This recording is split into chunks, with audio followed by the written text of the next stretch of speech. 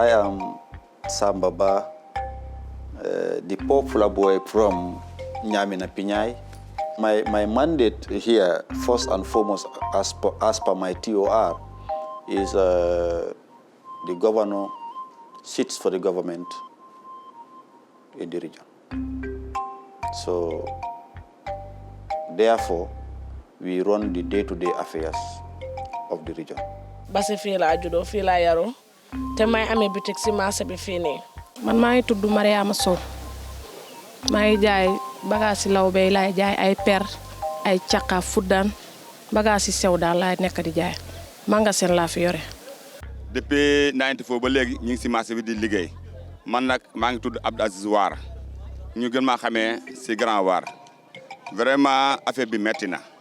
lakk bi loo foo ko natt rek ëpp na foofu. Government have their programs and policies that they are doing in regions. So therefore, we serve as the monitoring agent for government in that particular area.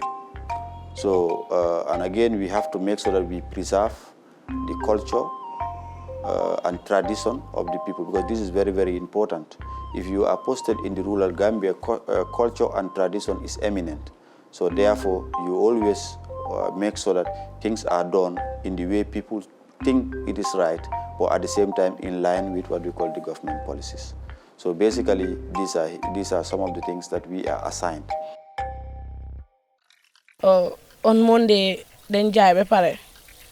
boori 6 maa ngi si kër bi ñu gis saxaar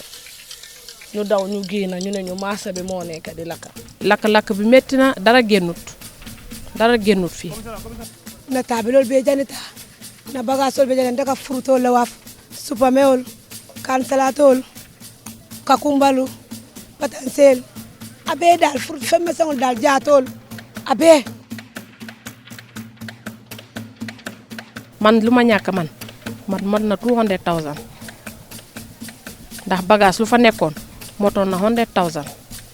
dama doon bokk tamit ay asusu di ko dee denc foofu noonu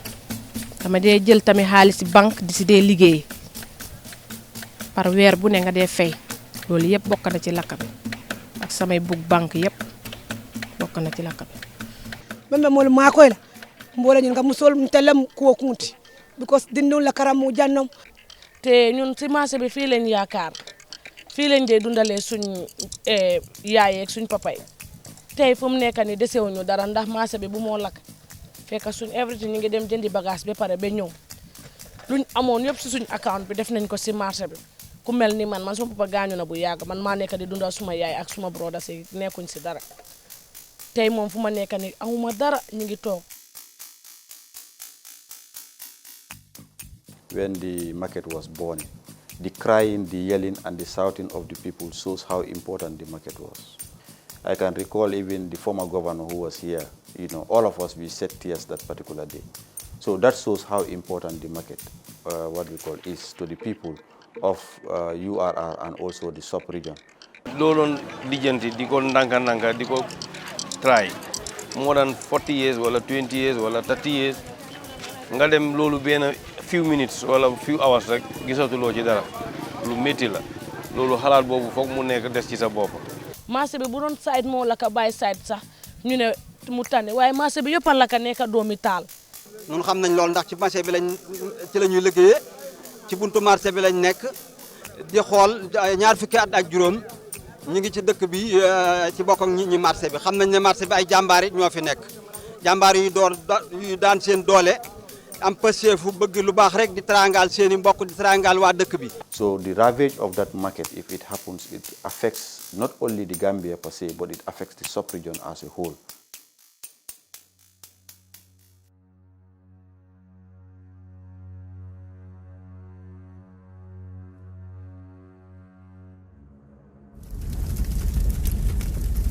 Kenn mënu laa wax lu ko safara si kenn mënu laa wax ndax marché bi bu moo laka fekk start na di tëj ba pare. marché bi nag yàlla def loolu ba mu def loolu sunu mbokk yi ñi nga am alal bu bari yu ñu def foofu ak nun nu duy lépp noonu du ñu yàqalee am na waaye ñu nga ko mën a muñ ndax am na ñi nga xam ne amatuñu. Basse moom yàlla moo fi wàcce rek ak kéemaanam rek kiimaan gi nag jàpp nañ ni mënoon naa gën a metti ndax li tax mënoon naa gën a metti su fekkoon ne na mu ci lu gën a sedd ci noonu bu ko defoon bëccëg tey ay néew yu bari mooy am mooy nit ñu bari ñooy faatu fii. mais weltanike laamu Gambia ngun e darande maɓɓe nden e ɗanningol nge ɗo yiite ɓe etike moƴƴa yo Allah subahana taala yoɓu ko ɓuri moƴƴude e joddi wano noon kañum kadi sénégalais ɓen kadi hara e weltanike laamu maɓɓe ngun e population maɓɓe ɓen kañum kadi ɓe darike moƴƴa wano sinuwa ɓen kañum kadi hara ɓe ariɗo ɓe darike moƴƴa ɓe wakkilike ɓe ɗannani e yiite ngen hara hiɗen toro Allah subahana taala yo Allah yoɓɓe ko ɓuri moƴƴude e joddi nawnare wonde ka maɓɓe toon nden kadi yo Allah dikkinɓe dikkina aduna on fof e nden ɗon nawnare kala kane natali yo Allah hisin ɓen noon awa léegi lu des government bi war na ma dimbal pour marché bi jogat bala loolu kenn du ko dund ci nekkani ci dëkkay amul war a dund bi yëpp jeex na ko be mo wotani marso dada ba so dada mbe marso ba gorgora nyama fa pour nga wul mbe man sa dal la man sa hinanto man sa mi yalon ko nyon tangale mati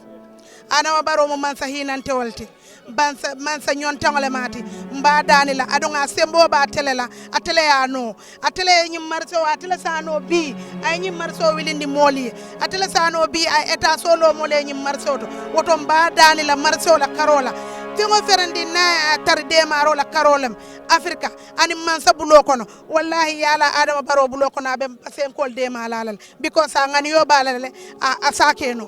When the market got burned, as a responsible government, the president of the republic and then the government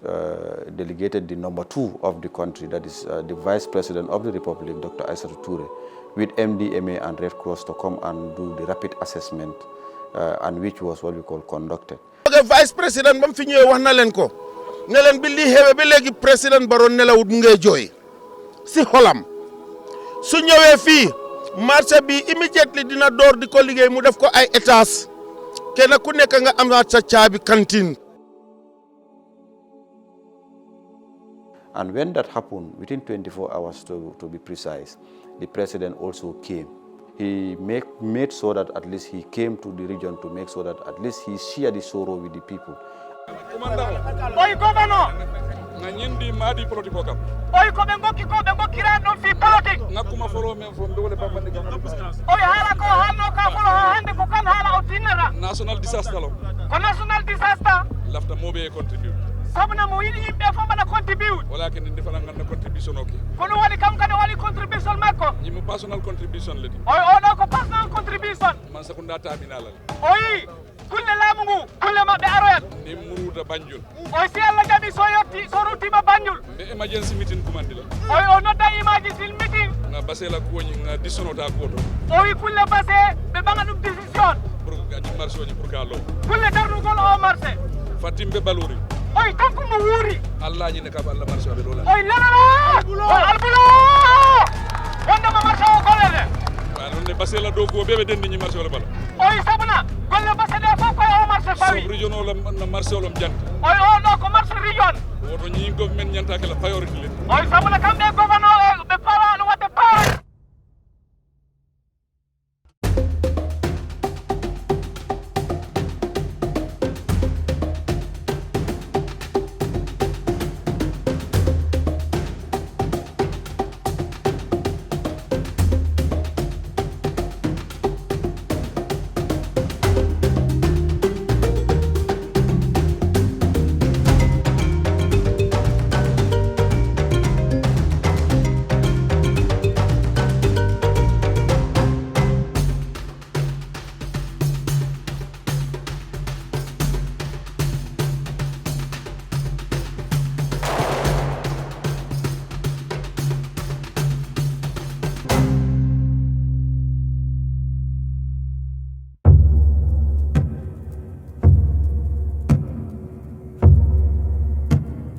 Basse market is an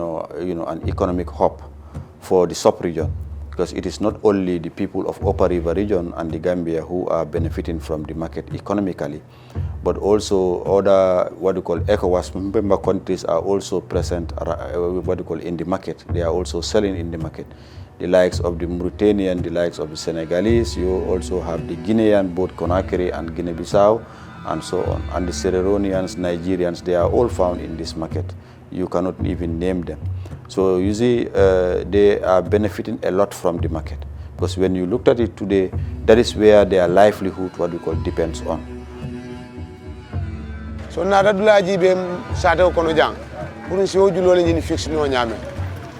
ko ite tu no la siro nya dimba ya bebul membe bulo janita so ite sino la nya fo e fero do lande be balula nyame so nada na dula identify julole fo e sidul al soto e fanan kela balo ni nje na bo hole be legi si metti bi lañu nek bo be legi marché bi legi mu ngi am fi ñenti marché bo bëgge jënd legi do xam fi ngay dem xana nga laccé bo laccé bo waxé ñu na dem place nangam nga jënd nga wër ngay jënd. This is where the market transfer temporarily when the market got burned. As the market vendors got the fire incident, they said let's use part of the, this road temporarily before the market will be constructed. Some of the vendors went to Kobakunda because already the area council has built a market at Kobakunda. Some vendors went to the other market at the Wharf Town, that is where the riverside. 30 years ago or 40 years ago, that market was called the dry season market, and this other market that got burned was called the rainy season market. The reason for the name is during the rainy season, flood used to come to that market. So the vendors in that market used to come to this market during the rainy season. So when the rainy season is over, they go back to that market. Right now, the vendors are using that market for the meantime before the construction of the market. I am delighted to be here today to lay the foundation stone for the new Basse main market.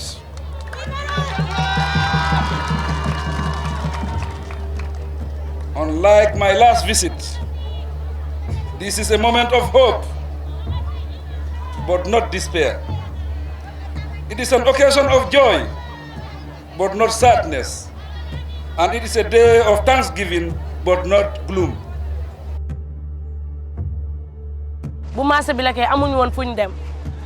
si marché bi fii lañ doon toog di endo xamuñu woon sax fii tey dina doon marché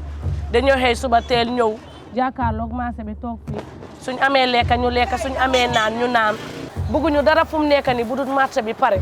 ndax fuñ toog ñun si mbedda bi lañ toog poussière sonal nañu coono sonal nañu suñ bagage yi da ngaa jënd bagage ñaari fan mu dosti te ñun always ñu ngi am fresco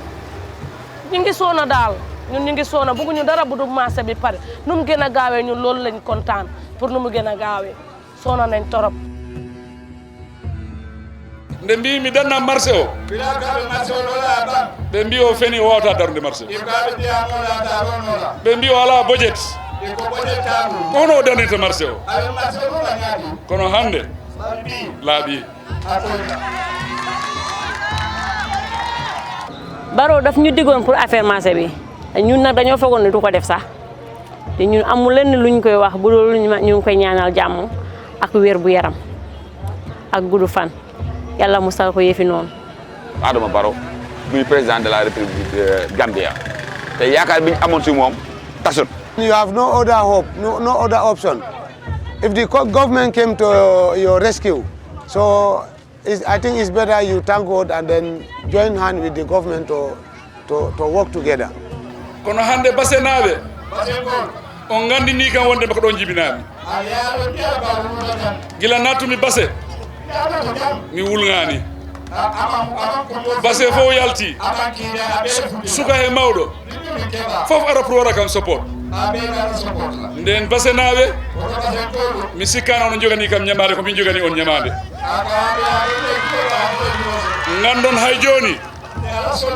gandon hay joni ko tekkere nde wonɗo dongal ngal ala an taw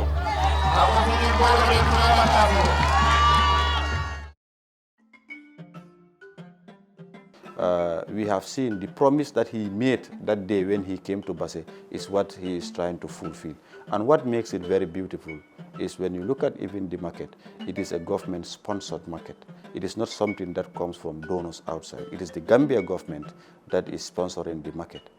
I am glad and proud to state that the Basse Market project is fully funded by the government of the Gambia at an estimated cost of $100 million. In view of this, I am compelled to publicly appreciate the efforts of the Minister and staff of the Ministry of Finance and Economic Affairs for readily putting together sufficient funds for this project in these challenging times. Basse Area Council, the Office of the Governor, the Alcalo of Basse, and the market vendors have also been very cooperative.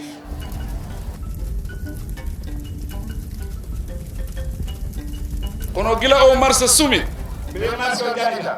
ndengarmi Basse ngokkirmi lahidi lahidi o timmi hande ko ɗum waɗi hande miɗo welti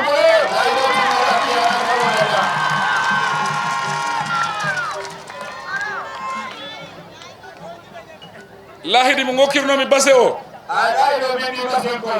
si lahidi o timmani mi wawata artude Basse hande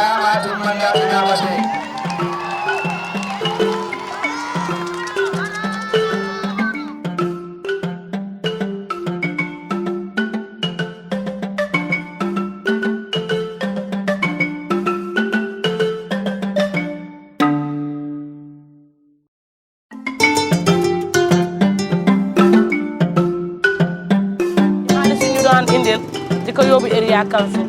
loolu la ñëw nit ñi di indi ndanka di toog ñu fii lañ toog ba benn bés gars yi ooñu suñ comité ooñu ñu ne xaalis bi dañ koo séddale ñu dem area council ku nekk li nga war a am joxuñu la daal li nga lakkale waaye dañ la jox loo xam ne mun nga koo lekk ak sa njaboot dina la dimbale ndax tuuti waaye ndax nit ki loo ñaxut suñ la ko joxee dang see sant yàlla. Yes, I know for the Mauritanian community. They call the market market committee at the handing over ceremony where they wanted to still donate to the victims. During that donation, the leader of the Mauritanian community here stood in front of the market committee and the governor's office and the area council that those who were supplying goods in the market, they forgive. They don't want them to pay them because this is an incident that nobody expected. It's $1.something million that they forgive the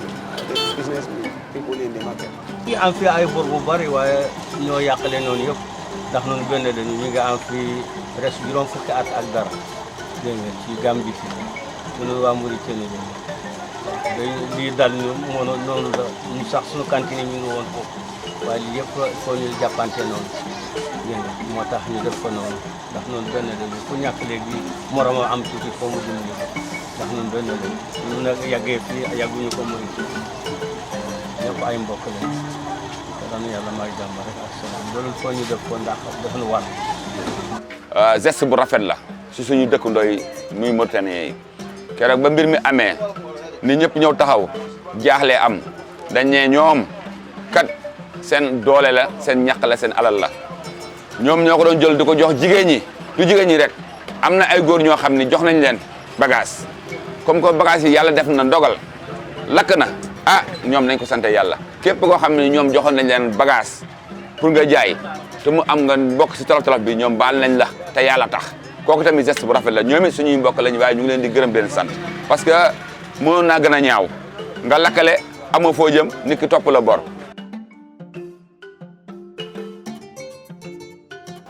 We thank the Director General of GAMWorks and his team for their contribution to the project. Thus far, practically for successfully launching a transparent national competitive bidding process to recruit the contractors for the project. Jigo Construction won Lot 1 of the works and Guy Enterprise won Lot 2. I congratulate both of them. They are two well-known Gambian contractors who have successfully completed projects for the government. The market could have been awarded to one contractor. But the reason why the two contractors are awarded is simple to understand. That is to say that they wanted to fast-track the construction of the market so that the people of URR and the sub-region can have a base where they will now trade, because this is where they depend on. So therefore, completing the market in 8 months' time is unprecedented. Kadu niye mira do ko men ndeka marché to jang tuma do ndel ba mutan ko men sanni kilin walla sanni kilin nin tala kuwolati bari nata yella hidu ko nyande kala karisay woto ngajo ko président be hataji no do ko ñinga ba te ñu ngi ni tam di ñu defaral suñ marché bi contracteur yi ñëw nañ gaay start nañ defar marché bi comme nuñ starté ni bu dee noonu la ñoo continuer ñun am nañ hope ne marché bi dina pare léegi te ñun yaakamtuwuñu dara bëgguñu dara fu mu nekk ni bu dul marché bi pare. It is now my pleasure to declare the official commencement of the construction of Basse Main Market. We pray that the Almighty God grant us the ability to return here next year to inaugurate the new Basse Market in peace, good health and harmony. I thank you. The moment the gathering was dispersed, immediately they started their job. That was the day they do the fencing and start the measurement of the foundation. Xaar nañ président ñëw na teg na force xeer bi bu mu ko tegee bu mu demee rek si élection lañ commencé di sampa suñ setting out bi def suñ profile tey moo nekk 2 days buñ nekkee fii daanaka suñ setting out bi dem nañ ba ay 95% fu mu toll nii. lu fi nekk nuñ ko designé liggéey bi dañ ko design in such a way dafa nekk a very standard market. contract bi ñëw na te ñun luñ dégg ñu ne marché bi dina pare balaa 8 months la contract bi di pare ñu ngi kontaan si loolu torop. The new Basse market will be built to the modern international standards and of high quality. It will accommodate 185 single shops, 2 mini markets, a set for about 35 women vegetable sellers, and an order for 25 fishmongers and butchers. In addition, a mosque, market manager's office, waste collection area, and toilet facilities will be provided. Am nañ fi almost 6 structures. 6 structures yi ñettay story building la. Mooy dem right round mooy cover marché bi. Loolu ñetti story building la. Am nañ yeneen yi ñoo xam ne boobu first floor rek la dee am. Loolu ñetta la. Am nañ tamit ñaari mbaar yoo xam ne fu ñooy jaayee jën beneen mbaar pour gars yi dee jaay ay soble ak yeneen yi. Am nañ fi tamit ay toilettes. Am nañ waste bin moo xam ne foofu la ñoo mun a dencee seen mbalit bi balaa gars yi seen area council di ñëw di yóbbu seen mbalit yi. Loolu mu ngi si structure bi. Almost yëpp lu fi nekk si shops yëpp dem na ba 185 shops moo nekk fii 185 shops moo nekk si biir marché bi. Waa Basse ñu ngi leen a wax ne na seen xol yi na sedda because fu mu nekk nii ñun amuñ caaxaan si liggéey bi buñ ko dooree amuñ taxawaalu 8 months lañ ñu jox te maa ngi yaakaar ne balaa 8 months balaa 7 months bi sax ku fi ñëw da nga xam ne liggéey def na fi. My vision for the new Gambia is a country where the highest standards of good governance are upheld. Citizens enjoy access to basic services and the enabling environment is created for the private sector to thrive. It is vividly evident that my government has taken giant strides towards the achievement of those noble objectives, as witnessed by the construction of these important regional markets. We are expecting within what we call 8 months, we will be handed over to the market and we will now forget the fateful day on the 24th of February 2020.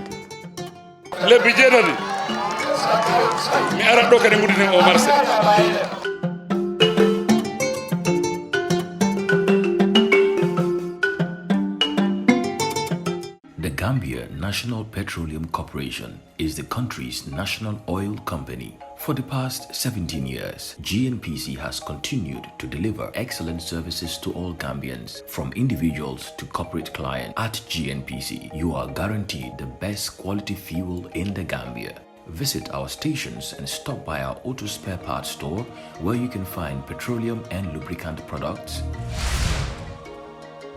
wiper blades, and many more. All these provided without delay.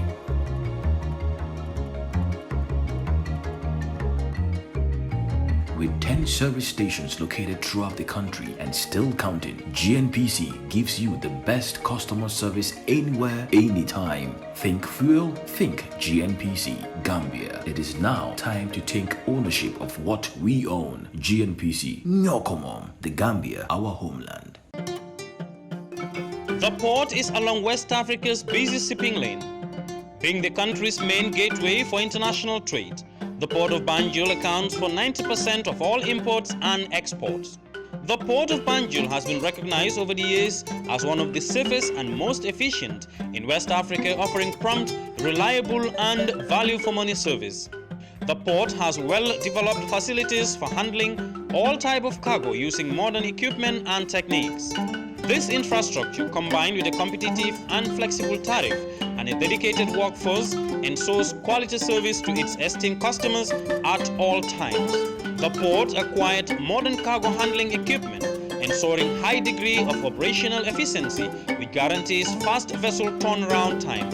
The port of Banjul is unrivaled in Africa for its simplified trade documentation procedures, thus fast customs clearance.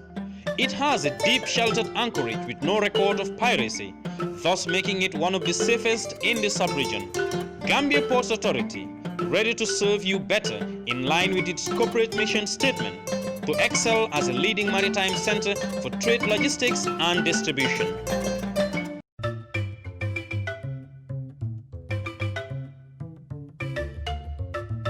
The road networking in Basse has been poor since independence. Even since, let me say, colonial time. The Basse road networking was absolutely poor. yoonu Fatoto bi tamit jafe-jafe yu mag doon na am foofu noonu ñooñu noonu suñu waroon a xëyee Fatoto bala ñoo agsi Basse soo leen gisee sax yow dañuy il faut ñu dem sangu ji. ni juni ko pa ka motol be gare le motol teta Basse fo arabo kariyo araba kling moto subbo Fatoto ayeta Basse ni wonte mansa kulumo bena kari sinya kling mansa kulumo manoni kubu karabo be bena la waleto xolal so jógee jëm yoonu Fatoto man mi di waxante yow suma soxna Fatoto la dëkk Sonkunda la dëkk su bu ñu ñaanee bi dem Fatoto dañu daan jàppale ay ñeenti waxtu wala juróomi waxtu. I can recall I once trekked this area when I was a lecturer at the college. I was on a teaching observation. Some of the schools where we want to go to, in the rainy season, it will take you hours before you reach to Fatoto. Because sometimes even vehicles don't even ply in the rainy season. Because like normally they have what we call breakdowns. So in fact, the number of vehicles in the rainy season reduced drastically to a level that movement in the rainy season becomes a problem. Ni tereto la fita bola, mansa, si kumandiro ke sa te ola birim Basse fo Fatoto. Kasilo sopika warang. Ninsate a sopi kabula ninsate lo fana nsata anaye continue fo Fatoto me wasilo do kula o nyalla birim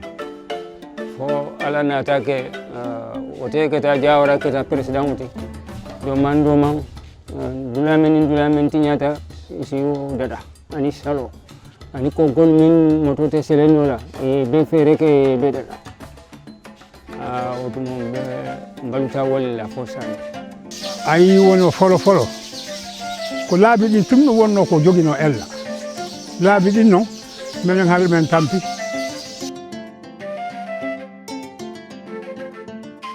The road starts from Basse at Mansaja.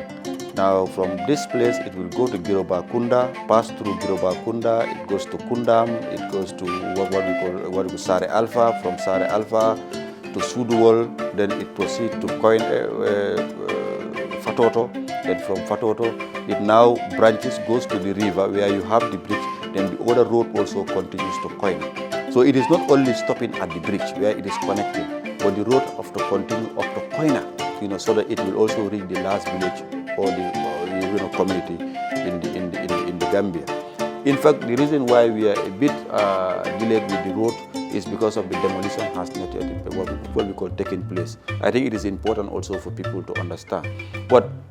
The reason why it did not take place right now is because we are in the rainy season, and then they've realized that sometimes when you demolish and we're in the rainy season, there are others who will find it very difficult even to be housed. But just to tell you that the Ministry of Works have paid almost 75 to 80 % of the areas that are supposed to be demolished. And even Gamtel and Nawek also have been compensated. That shows how serious the ministry is, how serious the government is in seeing that these projects that are being implemented in Upper River region are very, very successful. Nanyu nyako isilo anyi nyata betiata kado hanmano mani kije folo mutol ka borje mutumo seru nyoto muto mukatano yaje ni motol tada motol katutu motol mukatano fo accident fanka kije yaje bare nyina wo kay motol katale yur yaje motol katale dorong ha mbata ku tenkanje sokoni mano kede yalo wo ko jamba dong. And when you look at it, for the past 50-something years, this road was like this, and nobody thought of even what we call developing the road. Just within the space of 3 and 4 years, the government of President Barrow is able to have that foresight to say, look, we have to connect because these people also are paying tax. They are considering anybody who is paying tax in this country, they are considering them so that development reaches their doorsteps. And this is exactly what is happening. 45 minutes nga egg Fatoto ak lam fay def. So yàlla def na ba defalal nañ leen yoon suñ léegi ñoom ñoo ñu dañ njëkk a xëy si bala ñoo ubbi di lal ñoom fekk ñëw nañ su ñëwee di ñu xaar su ñëwee ñu ubbi ñu dogal fi kon loolu sant yàlla la ci yokkute la bokk. Now that the construction of road is happening, the last time I had a meeting around Sudwal, but what they told me now, they can come to Basse, sell their products and go back to Sudwal and go and cook what we call lunch. So you see, and the road is not yet finished, but it is in a better condition. No, I was here. Joker yimɓe famodiri e fi affaire oɗo laamu minen ko ɗum men andi won ɗum famini hakkude amen koko golla kon ko ɗum men yii ɓaala noon men yii ko golla kon ko ɗum addi enen meɗe welti fewde ɗo. The significance of the bridge cannot be overemphasized, because when you looked at it, Basse is situated in a place where it is uphill. If the river rises up, there in fact the ferry cannot even anchor. Landing becomes a problem, and their vehicles cannot get the access to the other bank of the river. Then the reason why people fear to come to URR to establish business was because of the burden of communication. Because sometimes you will say, it will take me hours before I cross almost like a river that is is less than even what we call 50 meters.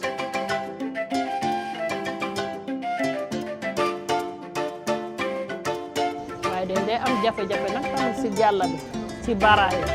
parce que xam nga ñun fii lañ dëkk ñun suñ ñëwee duñ dee fay paas suñ xale yi ak suñ jëkkër yi ñoo dee liggéey foofu noonu ñun suñ ñëwee balaa ñooy cross dañ dee nekkat de si bara bi ba su client amee ñoo xam ne ni dañooy fay ñu door ñu yóbbuwaale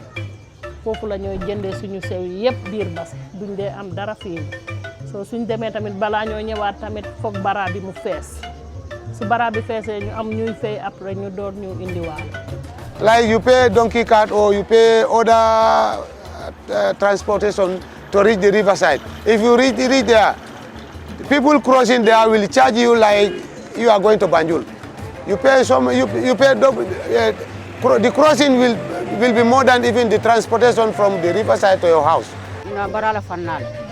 tenten nimbe na la fonga barajo da semua nimbe na ranka ajo sasa do ni sasa da bake imalong ala time be nyadi so kana jan suto ba ilo badala janni baraba sambala bako jana bula zoe bo jana loktano to kana ka chika jang abe kole yala ka jindi ka silinde abe kole yala.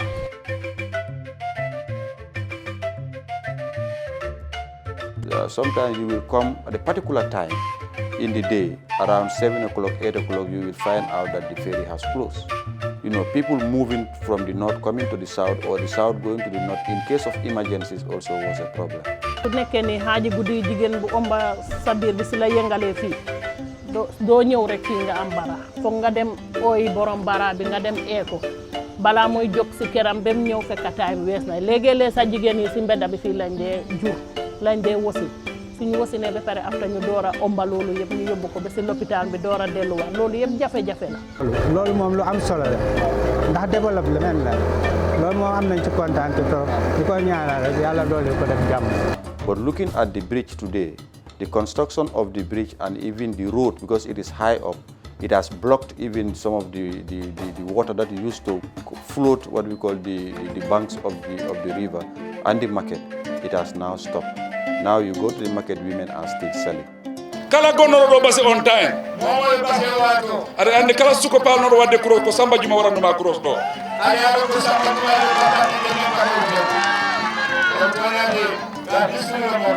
ko on Samba Juma minen students men jaɓet tengol leɗɗe so ari Samba Juma ko kanko naɓatama so aɗa arta kadi an e warema leɗɗe aɗa wawi wadde ɗo dande mayro leerji ɗiɗi taɗa fadi Samba Juma pour warama cross kadi kono ko on poobo e goto on Allah okkoye doole kadi on Allah okki doole o ari kadi on mo waɗa bridge e maayo Basse ngo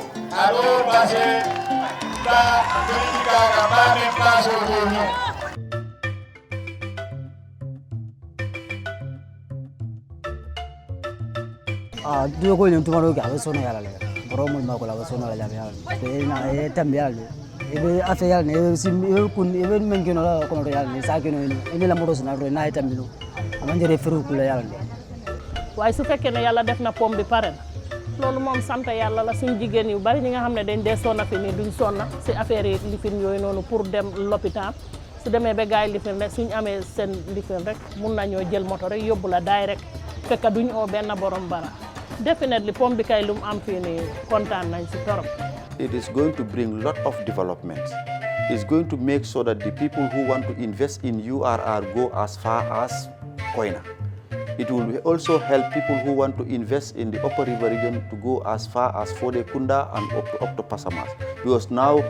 transportation, communication would not be a problem. Because already the river is being linked. You have linked the river, that is the roads from the north and the south through bridging Basse. You have also linked the north and the south through what we call bridging, what we call the Fatoro. So therefore, it ease up communication. And whenever you ease up communication, there is that expectation that business will flourish everywhere. Development will reach even the smallest village in that community if you want. Because now you will not think of the burden of communication. So therefore, I'm so happy that that development is taking place in the region, and then the work is progressing, and then it is going smoothly. And we hope and pray that the time frame allocated for its completion will be met. Omo mirnoɗo moññande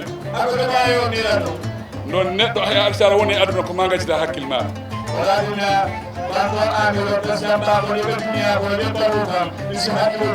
min mi jaɓi wondeme ko Allah addi kam Allah noon ko addiri kam ko ligge rek addiri kam nden continue liggoɗen haaloɓe gaccen ɓen kaala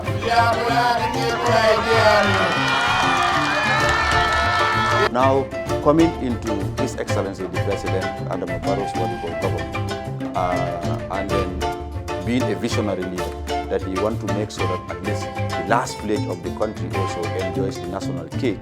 we are now seeing unprecedented works that are taking place. I know development is gradual, it is a process. One cannot do it all, and one cannot do it at the same time. So it must be a process.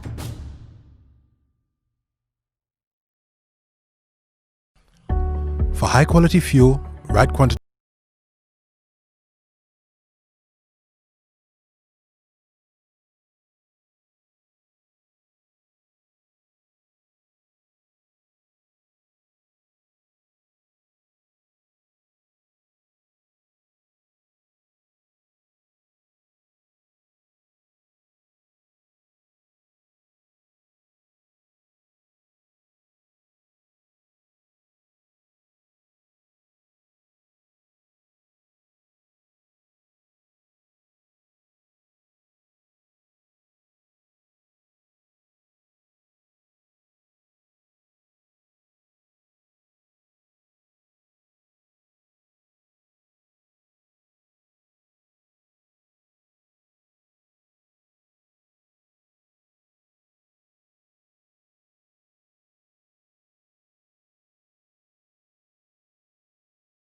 baadiŋolu ñimu kankularol ti ka bonan Gambia Revenue Authority GRA wala mansakunda la bundati min ka namu kanuŋo ke ko be jamamol be kala mutandi la ko ka risito di anin invoice olu e kule mi ya lon ko a ñantale pour min ya lon ko wolle la e safaro safeta pour ñim vat bunda la mi mo namu kanin bunda ñinte ibal hakilo bulandi la ko e vat loi bunda mi ya lon ko wole lota Gambia kono jang 2012 sango ñin kono e fengo fendi mi yalon ko wole mu sototi pour mole min yalon ko wolle ka supplyo ke wole mu ka masandiso lu wafi molma walla ka do ko ke mole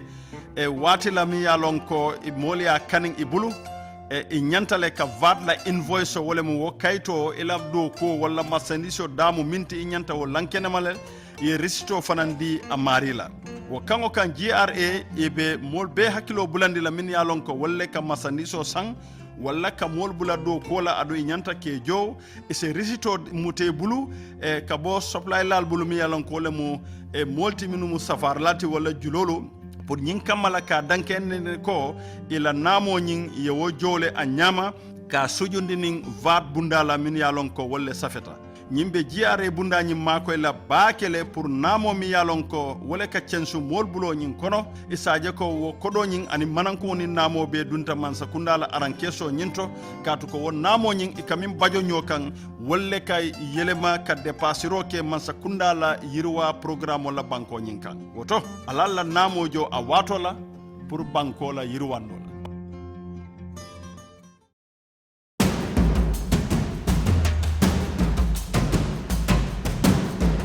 The National Development Plan, NDP, is the blueprint that embodies my government's visions and priorities for national development. Building social infrastructure, such as markets, is one of the strategic priorities of the NDP. The National Development Plan is a blueprint that guides government to what we call implement projects and programs that are to the benefit of the people of the Gambia. And now, looking at URR precisely, the NDP, as you mentioned, have what we call 8 strategic goals. And one of the goals is what we call trying to decentralize association. And the decentralization aspect, this is what even brought us here as even governors. Because that is when you looked at it here, we are solely representative of government and the president of the republic. That alone is decentralization. And now coming back to the projects also that are happening in the Upper River region, for instance, let's look at the schools that have been constructed. It is one, we've seen the college. And when you also looked at it like in terms of employment, when the college was being constructed, Jigo Construction, we are the sole proprietors of the construction. Now when that happened, people were employed. And in fact, it created source of employment for the people. And now going back to the road construction, the bridge construction and market here, the people who are going to do the work in these particular places are going to be our youth. They are going to employ our youth. And it's going to address also the unemployment rate of Upper River region. That's why most of the time I will always appeal and tell them, anything that normally happens here, if it is on a developmental aspect of it and it needs people to work, let them try to consider the people of Upper River region, particularly the youth, so that they will be what we call employed and they will now benefit from this thing and again spend it in that particular region. That's what brings what we call development. And this is exactly what is happening. Look at the number of upper basic schools, lower basic schools that have been upgraded in this region. Is unprecedented. Because when you look at it, the Holland Foundation, we all know, in partnership with the Gambia government and Ministry of Basic Education, they are doing a great work, what we call in this region. They have, then we used to have what we call problems of classrooms. But today, there is no problem of classroom in this region. And again, not only that, with regards to furniture also. Because when you look at Upper River region, it is far away from Banjul. It is far from the capital. But again, that doesn't mean that development cannot scale down to Upper River region. And completing these bridges and the roads and so on is going to bring development to the doorstep of the people of URR. And that is why the government of the Gambia is not joking with developments, particularly trying to decentralize developments in this country. This is what exactly is happening. We have a number of similar major infrastructure projects in Basse and other parts of URR, including roads and bridges. By the grace of God, many more projects will be brought to the communities of URR.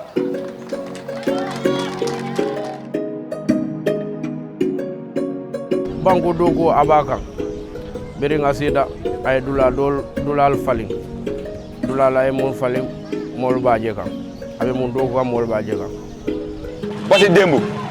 ak Basse tey soo ko gisee rek xam ne développement am na because lan mooy développement xoolal si population bi rek xam nga fu dara nekkut kenn du fa ñëw mais car macha allah Basse tey ji foo sànni dara mu dal nit kon sant yàlla sante ko président Adama Barrow parce que jàll na jamono kenn ñëwu fee toog. national development plan like bridge bi nii boo ko xoolee tey ci yooyu la bokk because tey boo xoolee sub région bi nii tey soo croisé bridge bu la neexee mun nga dem Sénégal Tamba moo la gën a foofu la gën a jege mala nga doon jaar beneen yoon bi dem Vélingara dem Tamba fii moo gën a gàtta ci yoon su dee tamit ku bugg a dem boo demee buggee génn a dem Tamba nga war a dem Niger bu la neexee wala Nigeria wala nga dem Guinée yoon boobu ba tey moo gën a gàtta ci yoon su dee tamit ku bugg a jógee Basse fii dem Banjul soo croisé nii yoon bi nii moom moo gën a gàttam ci suma gis-gis because of yenn disturbance yi nga mën a am ci yoon bi doo ko am fii nii so kon gis naa ne foofu njëriñ la dafa lënkale. For the national development plan, I think everybody have to support that because development, if the development plan is in URR here, it's for the whole Gambia. Because when the president is out, the development will be here to stay. li ñu am ni tey jii nañ xam ne ñun or lañ am président Barrow mi or la du përëm de or la te or ak or may ànd te li ma gis nii Gambia waxuma la yaa ngi wax yeneen yi waxuma yeneen yi de waaye li nekk biir Basse car macha allah li ñu koy ñaanal rek yàlla na ko yàlla may fan bu gudd ak wér gu yaram li nga xam ne moom la président bi nal pour Gambia surtout pour Basse yàlla na ko yàlla may mu eggale ko yàlla may ko yeneen mandat yoo xam ne danañ mën a toog ak xelam ànd ak estafam ñi mi àndal di liggéey ñooñu nañ ko jàppale parce que benn lam rek du yëngatu président Barrow su ne am na ndam ñam àndal ñoo am ndam waaye président Barrow su ñàkkee ndam moom du moom dongu président li muy def mu ngi koy def waaye ña nekk si suuf tamit nañ ko jàppale muy ministre yi ak député yi. gërëm nguur gi di gërëm waa area council di gërëm gouverneur bi yi fi nekk because jàppale nañ ñu ba li nga xam ne ñun jaakaar nañ li nga xam ne moom foofu lañ waroon a mun a toog di liggéey di fortaatu pour yóbbu suñ njaboot ñun ñu koy tabaxal kon dafa mel ni tey dañ ñu dig añ Màkka wala dañ ñu sampal kër dugal ñu fa. Basse will be the Basse it used to be, and Basse will continue to be Basse because of the development projects that are also coming. Then we will now even sit down and say Basse will now compete Banjul, which is the first capital. So there you will see even we will even have what we call the president also having even few offices. When he comes, he can even stay here for some time, be with us, and even 1 month walk and stay here. It is just now that Basse and Upper River region is being restored. And now, within the couple of what we call months or years, we will now see Basse being the real second capital. So the work has just started. This is not the end, it's just the beginning of things.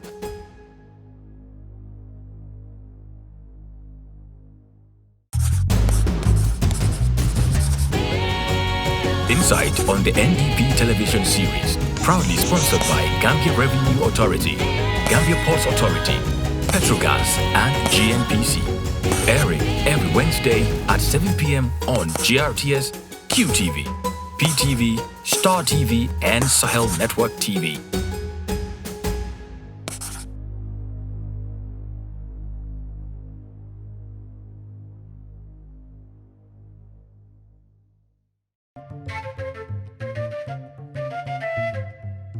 Man la Mariama Badji jóge Lamen di suma yaay ak suma papa yëpp Gambien lañ ñu ngi jóge Fooñi Biam waaye suma papa moom dafa gaañu like bu ma nekkoon bu ma cité suma grade 9 examen wala ñoo jëlee suma results bi so suma papa moom feebar ñu yóbbu ko Sénégal pour dem faju so bu mu demee faju like demoon naa foofu seeti ko benn yoon so ma call ko promise ko like next week damaa ñëw seeti la foofu noonu mu ne ma ok no problem den maa laa xaar kon so ma nekk like 2-3 days dama gis benn jigéen mu daw si mu ngi jooy mu ñëw rek mu xok ma ne ko li yow mu ne sa papa gaañu na so man choc boobu noonu laa amoon daal te moom mu ma promise like ma dem next week su ma ko gisee foofu noonu ma gis ko balaa results yi génn mu ànd si ma ñu dem jëli suma results yi so man noonu laa ñàkkee suma papa plus ma doon graduate tamit di same thing suma friends yi ñaa ñu ngi am phone ak seen papa nataal ak seen papa man nag I was alone there loolu suma yaay mu fa woon na but I was not really happy because man suma papa laa gën a miin tan suma yaay so noonu laa graduate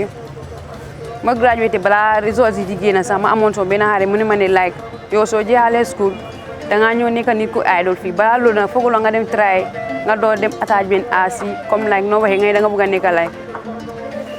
da nga bëgg a work under the field like construction ma ne ko ok man like loolu fan laa ko defee mu ne ma ne ñu try as bi ni am na benn compagnie kuñ de Jigo construction ma ne Jigo construction like man xama foofu noonu kenn mu ne ma ne ñu dem rek man am naa ñu ma fa xam because ak amoon na benn boy kooku noonu xam naa ko foofu noonu ak noonu mun di difficult dina ma dimbali ma ne ko ok no problème daal laa toog 2 to 3 days mu call mu ne ma ne waxaa naa gaay ñu ne ok mun ngaa dem nga start foofu noonu as attaché so noonu laa demee foofu noonu maa ngi nekkoon foofu di draw plants with free hands di draw plants with free hands ñu yaaga rek after benn boy foofu noonu mu ne ma ne dañ war a dem site pour like setting out dem site visit mais ni ko musuma dem site mu ne déedéet xam naa musuloo dem site waaye bi moo nekk sa first time nga dem site nga dem experience lu nekk si site ma ne ko ok kon dañ doon door di dem setting out ñu amoon benn projet bu génnoon like Sukuta la jóg nekkoon moo nekkoon suma first projet bu ma dem attend foofu noonu so ñu dem foofu noonu ñu dem setting out nit yëpp ñu ngi fa ñu ngi am fon so after loolu ma ñibbisi si Saturday bi Sunday Monday ma dem liggéey ñu da ngaa dem si side ma leen laay liggéey si side ñu ne soo demee di nga xam loo faa liggéey soo ma fa dee maa ngi fekkoon supervisor kuñ dee Mahmoud Diallo kooku moo nekkoon suma first boss foofu laa dooree si moom ma doon wan di fi construction naka la dem through deep into it so bu ma demee foo ma demee like bu ma doon wax yi ma ne ko ne waa although is good waaye man maa ngi ko téye suma xool like xam nga man one thing like soo ma waxee dara ma ne déedéet mënuma ko dama dee teel a mer so after bu ma doon waxee mu xool mu ni ma ne mu xool moom rek mu ree ma ne ko yow mu ne déedéet dara because yow lu ma gis yow mun nga koo def de waaye léegi moo la dee sonal sa xool bi mu ne waaye as life goes on rek di nga ko mun so noonu laa nekk di moom nekk si moom bañ dem so even time moom su ma demee sax dama dee toog ma mun a xool mu ne déedéet soo toogee doo mun foog nga jóg nga dem liggéey so noonu laa nekk si ñoom setting out sax dugg naa di setting out bu ñu doon teg basket yi pilas yi concrete block work plaster yëpp foofu laa ko doon door jógee foofu noonu ñu dem am beneen projet mooy suma school St Peters so foofu noonu foofu laa gën a kontaan ma graduate from school bi ñu ñëw ñu am foofu noonu contrat ma ñëw bokk ak moom nag ma ñëw nekk si gaay bokk ak gaay ñu ñëw nekk supervisor foofu noonu te foofu moom kontaan naa trop si gaay te foofu nag liggéey naa foofu nag su ma tëjee si ku nekk mu ngi kontaan so exemple su ma demee si side bi su ñoroon ma like bu ma nekkoon Sukuta jigéen yi ñu fa nekkoon dañ dee buñ ma gisoon maa ngay teg bloc gaay dañ doon romb benn jigéen mu ñëw mu ne ma yow jigéen nga nag góor mu ne ko xoolal rek soo xoolee di nga am su dee man jigéen laa wala góor laa mu ne ma ne jigéen moo nekk di taxaw di tabax lii nii ma ne ko ma ne ko ne xanaa xamuloo dégguloo wax bu ñëw 50-50 dégguloo loolu mu ne loolu ma ne ko kama la depuis tey ma ne ko ne jamono bi nu moo demee nii lu jigéen lu góor mun a def jigéen mun na koo def ma ne ko ne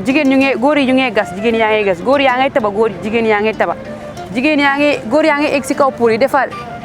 lefin street light yi lampa yi jigéen ñu ngi koo def góor yaa ngi pin jigéen ñu ngi pin soo man xaw ma fii lu góor mun a def jigéen mënul koo def soo mu ne ma ne ma ne ko waa after keneen tam mu ñëw mu ne ma ne yow yaa fi nekk ma ne ko waa maa fi nekk mu ne dama dee dégg like jigéen yi am na ñu mun tabax waaye gëmuma ko waaye tey laa ko ma ne ko ne tey depuis kon nag gëm ko nag loolu am na loolu yëpp ndig Jigo construction moo tax loolu man bu ma dooree fil bi like su ma yeneen xarit yi daal dem nañ to the extent like loolu like soo fa nekkee su ma yeneen xarit yi dem nañ to the extent like ñu ne ñoom mënaatu ñoo ànd ak man because man lu ma dee wax gars yi because man su ma jógee suba damaa dem liggéey pour moo nekk Saturday damaa dem liggéey te su ma wàccee like daf day late so ñoom luñ dee bëgg a like every weekend yu nar a génne every weekend di nar a génne ñu ne ñoom mënuñ koo jël because man life ma ñëw adopt di life yi comme like life yi góor ñoom mënuñ koo def every day maa nekk di dem di toppa góor yi dem di si fiil bi nekk di daaj dem di def lu nekk ñoom mënuñ ko so te ñoom like dañ dee gis ne like dem toog office moo gën nga ñëw side loolu nekkul mbir bi office soo fa nekkee although soo fa nekkee da ngaa enjoy waaye enjoyment bi du la mën a jox loo bëgga mun ngaa nekk office nga draw plan nga def lu nekk waaye ñu ne nag yow nga draw plan mun nga koo draw design ko def ko lu mun di nekk ñu isi la si side bi ñu ne defal sa setting out xam nga office bi du la mun a wan nooy defee setting out moo tax ñu ne like soo nekkee office foog nga mos office nga mos side man fu ma nekk nii like soo ma indilee drawing dinaa xam naka laa koo doori dinaa xam fu maa doori ak fu maa indi because mun naa setting out so man maa ngi ñaan suma moromi jigéen ñi like buñ nangu góor yi like ñu wax like jigéen ñi moom office rek la ñoo toog déedéet ñoom góor yi nekk si fil bi déedéet góor mun naa toog office mun naa nekk side jigéen tam mun naa toog office mun naa nekk side maa ngi ñaan suma moromi jigéen ñu génn si ñu taka suñ tubéy because suma mun a wax malaan waaye taka suñ tubéy ñu nekk si fil bi because yaa ngi gis électricien yi mun nañoo def lifin électricien mun nañ koo def tabax mun nañ koo def gas foundation mun nañ koo def sampo mun nañ koo def plumbing mun nañ koo def takaweñ steel fixing mun nañ koo def carpentry work mun nañ koo def so maa ngi oo suma fellow jigéen ñu génn si ñu taka suñ diggay ñu fight against like luñ nekk di wa like 50-50 known as gender equality